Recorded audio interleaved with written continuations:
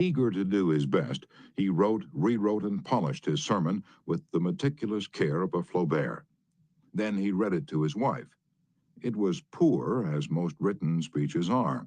She might have said, if she had less judgment, Lyman, that's terrible, that will never do. You'll put people to sleep. It reads like an encyclopedia. You ought to know better than that, after all the years you've been preaching. For heaven's sake, why don't you talk like a human being? Why don't you act natural? You'll disgrace yourself if you ever read that stuff. That's what she might have said. And if she had, you know what would have happened. And she knew, too. So she merely remarked that it would make an excellent article for the North American Review. In other words, she praised it and at the same time subtly suggested that it wouldn't do as a speech. Lyman Abbott saw the point, tore up his carefully prepared manuscript, and preached without even using notes. An effective way to correct others' mistakes is Principle 2. Call attention to people's mistakes indirectly. Chapter 3. Talk about your own mistakes first. My niece, Josephine Carnegie, had come to New York to be my secretary. She was 19, had graduated from high school 3 years previously, and her business experience was a trifle more than zero. She became one of the most proficient secretaries west of Suez, but in the beginning she was, well, susceptible to improvement. One day I started to criticize her. I said to myself, just a minute, Dale Carnegie, just a minute. You are twice as old as Josephine. You have had 10,000 times as much business experience.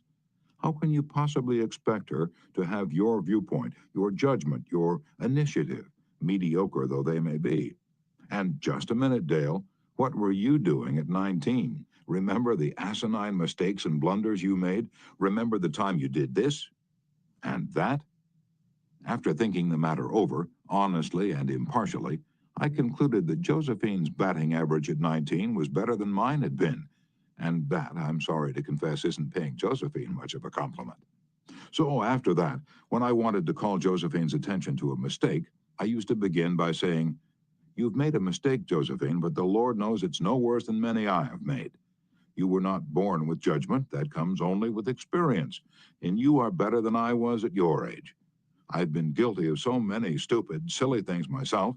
I have very little inclination to criticize you or anyone, but don't you think it would have been wise if you had done so-and-so? It isn't nearly so difficult to listen to a recital of your faults if the person criticizing begins by humbly admitting that he, too, is far from impeccable. E.G. Dillistone, an engineer in Brandon, Manitoba, Canada, was having problems with his new secretary. Letters he dictated were coming to his desk for signature with 2 or 3 spelling mistakes per page. Mr. Dillistone reported how he handled this. Like many engineers, I've not been noted for my excellent English or spelling.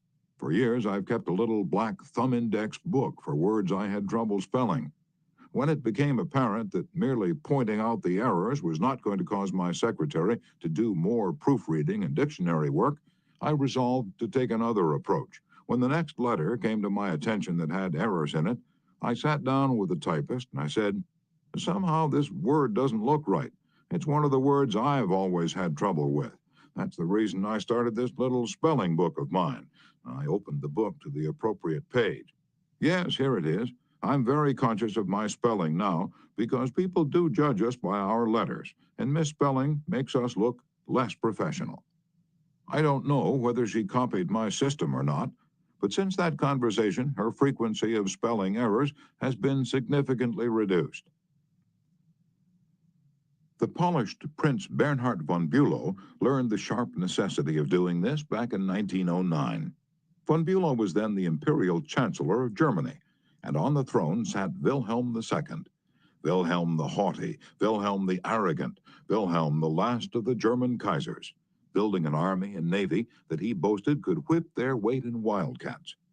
Then an astonishing thing happened. The Kaiser said things, incredible things, things that rocked the continent and started a series of explosions heard around the world. To make matters infinitely worse, the Kaiser made silly, egotistical, absurd announcements in public.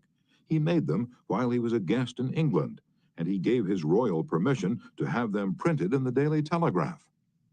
For example, he declared that he was the only German who felt friendly toward the English, that he was constructing a navy against the menace of Japan, that he and he alone had saved England from being humbled in the dust by Russia and France, that it had been his campaign plan that enabled England's Lord Roberts to defeat the Boers in South Africa, and so on. No other such amazing words had ever fallen from the lips of a European king in peacetime within 100 years. The entire continent buzzed with the fury of a hornet's nest. England was incensed. German statesmen were aghast.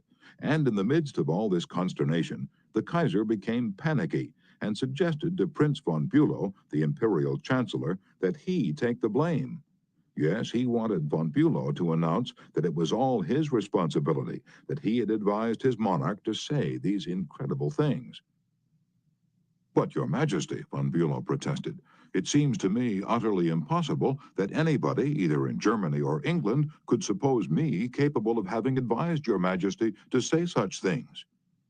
The moment those words were out of von Bülow's mouth, he realized he had made a grave mistake. The Kaiser blew up.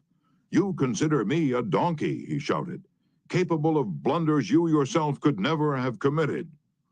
Von Bülow knew that he ought to have praised before he condemned, but since that was too late, he did the next best thing. He praised after he had criticized, and it worked a miracle. "I am far from suggesting that," he answered respectfully. "Your Majesty surpasses me in many respects, not only, of course, in naval and military knowledge, but above all in natural science.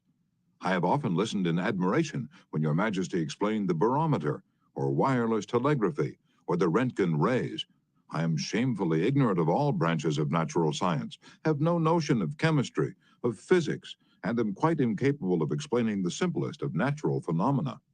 But," von Bülow continued, "in compensation, I possess some historical knowledge and perhaps certain qualities useful in politics, especially diplomacy." The Kaiser beamed. Von Bülow had praised him. Von Bülow had exalted him and humbled himself. The Kaiser could forgive anything after that. "Haven't I always told you," he exclaimed with enthusiasm, "that we complete one another famously? We should stick together, and we will." He shook hands with von Bülow, not once, but several times. And later in the day, he waxed so enthusiastic that he exclaimed with doubled fists, "If anyone says anything to me against Prince von Bülow, I shall punch him in the nose." Von Bülow saved himself in time, but, canny diplomat that he was, he nevertheless had made one error. He should have begun by talking about his own shortcomings and Wilhelm's superiority, not by intimating that the Kaiser was a half-wit in need of a guardian. If a few sentences, humbling oneself and praising the other party, can turn a haughty, insulted Kaiser into a staunch friend, imagine what humility and praise can do for you and me in our daily contacts. Rightfully used, they will work veritable miracles in human relations. Admitting one's own mistakes, even when one hasn't corrected them, can help convince somebody to change his behavior. This was illustrated more recently by Clarence Zerhusen of Timonium, Maryland, when he discovered his 15-year-old son was experimenting with cigarettes. "Naturally, I didn't want David to smoke," Mr. Zerhusen told us, "but his mother and I smoked cigarettes. We were giving him a bad example all the time. I explained to Dave how I started smoking at about his age and how the nicotine had gotten the best of me, and now it was nearly impossible for me to stop. I reminded him how irritating my cough was, and how he had been after me to give up cigarettes not many years before. I didn't exhort him to stop, or make threats, or warn him about their dangers. All I did was point out how I was hooked on cigarettes and what it had meant to me. He thought about it for a while and decided he wouldn't smoke until he had graduated from high school. As the years went by, David never did start smoking and has no intention of ever doing so. As a result of that conversation, I made the decision to stop smoking cigarettes myself, and with the support of my family, I have succeeded." A good leader follows this principle. Principle 3. Talk about your own mistakes before criticizing the other person. Chapter 4. No one likes to take orders. I once had the pleasure of dining